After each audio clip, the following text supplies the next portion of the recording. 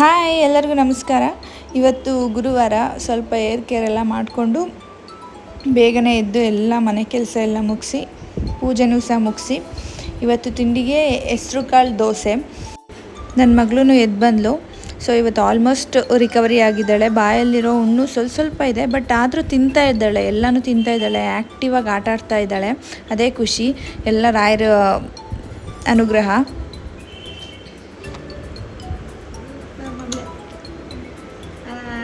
ಫಿಶಲ್ಲಿ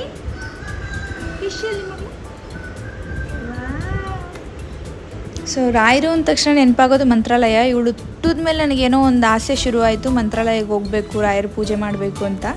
but ಆಗಿಲ್ಲ, ನೋಡೋಣ ಈ ಮಂತ್ ಆದರೆ ಹೋಗ್ತೀನಿ. ಇಲ್ಲಿ ನಮ್ಮ ಮನೆ ಹತ್ರ ಎಷ್ಟು ಚೆನ್ನಾಗಿ ಅಕ್ಕಿಗಳು ಕೂಗ್ತಾವೆ ಗೊತ್ತಾ. ಇವತ್ತು ಚೆನ್ನಾಗಿ ಊಟ ಮಾಡಿದ್ಲು, ಅದೇ ಖುಷಿ. ಓಕೆ, ನಾಳೆ ಸಿಗ್ತೀನಿ, ಬಾಯ್.